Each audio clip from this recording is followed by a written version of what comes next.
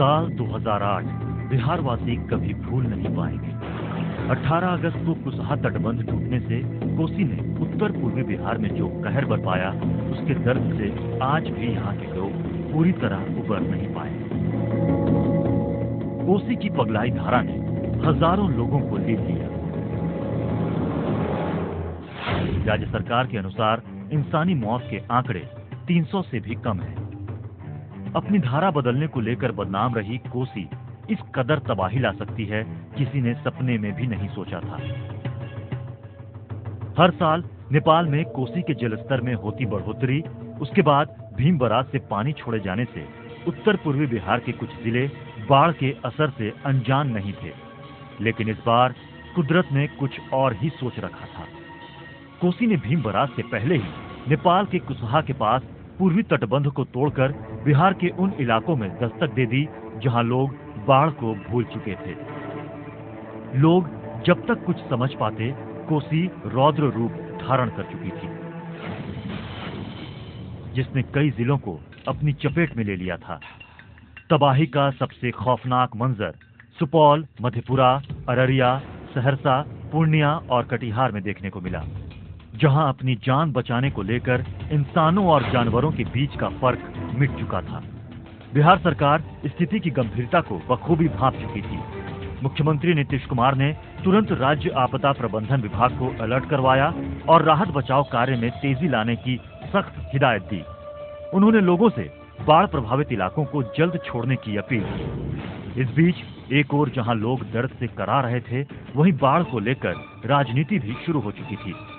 केंद्र और राज्य सरकार के जल संसाधन विभाग के बीच इस तबाही को लेकर एक दूसरे को जिम्मेदार ठहराने का सिलसिला शुरू हो चुका था।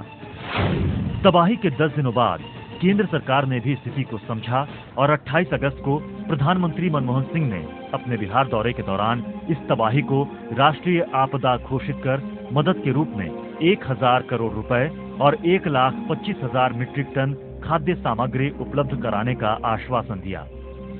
राष्ट्रीय आपदा घोषित हो जाने के बाद कई राज्य सरकारों की तरफ से भी मदद के हाथ आगे आने लगे। राष्ट्रीय और अंतर्राष्ट्रीय मीडिया में बिहार की इस तबाही की खबरें सुर्खियों में बनी रही, जिसके बाद उद्योग जगत और कई संस्थाएं भी धीरे धीरे बिहार की मदद को सामने आईं। तबाही से निपटने में राज्य सरकार की मशीनरी कम पड़ रही थी, जिसे देखते हुए केंद्र की ओर से तीनों सेनाओं के ट्रेंड जवानों को राहत और बचाव के काम में लगाया गया।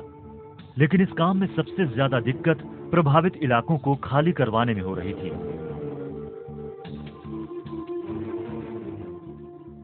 तिनका तिनका जोड़कर बने अपने आशियाने को छोड़कर लोग निकलने को तैयार नहीं थे। एनजीओज और राज्य सरकार की ओर से मेगा रिलीफ कैंप चलाए जा रहे थे, लेकिन तबाही के मुकाबले वो कम पड़ रहे थे। तकरीबन 1000 गांव की लगभग 33 लाख आबादी इस तबाही को झेल रही थी। एक तरफ जहां कई जानें दम तोड़ रही थीं, तो वहीं दूसरी तरफ कई जिंदगियां शुरू हो रही थीं। लोग कोसी मैया से हाथ जोड़कर शांत हो जाने की गुहार लगा रहे थे।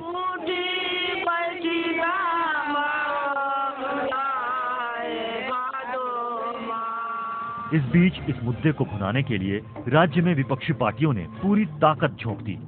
अचानक नेताओं का बिहार दौरा शुरू हो गया, जो लोगों को ये बताना नहीं भूल रहे थे कि इस तबाही के लिए राज्य सरकार कितनी जिम्मेदार है और उनकी पार्टी और केंद्र सरकार कितनी मदद कर रही है।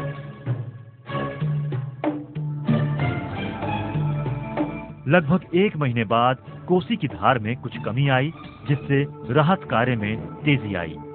इसके बाद शुरू हुआ तटबंध मरम्मत को लेकर केंद्र और राज्य के बीच एक दूसरे पर जिम्मेदारी थोपने का सिलसिला, जिसमें आखिर में केंद्र की मदद से राज्य सरकार पर ही मरम्मत की जिम्मेदारी आई।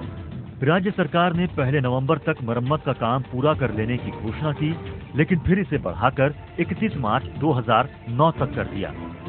लेकिन तटबंध की मरम्मत की गति को देखकर इस समय सीमा पर भी संदेह ही है। कई लोग अपने उजड़े गांव लौट चुके हैं। बाढ़ प्रभावित इलाकों में जिंदगी फिर से पटरी पर लौट रही है। राज्य सरकार ने उन्हें बेहतर घर बनाकर देने का वायदा किया है। रिलीफ कैंप के बाद हम उनको वापस घरों में भेजेंगे और आज से बेहतर घर उनका बनवाएंगे। लेकिन इसके लिए जरूरी धनराशि को लेकर अभी भी राज्य सरकार लगातार केंद्र से मदद की गुहार ही लगा रही है। गाहे बगाहे रह रहकर बाढ़ की तबाही पर राजनीति अभी भी जारी है। खैर, किसी भी मसले को लेकर चाहे वो कोई तबाही क्यों ना हो, राजनीति अपनी जगह बना ही लेती है। लेकिन बिहार में आई अब तक की सबसे बड़ी तबाही ने इस दौरान ये साबित कर दिया कि यहाँ के लोगों की जीवटता ऐसी है कि चाहे कितनी बड़ी तबाही क्यों ना आए, वो इसका डटकर मुकाबला कर सकते हैं। Bureau report, ETV news.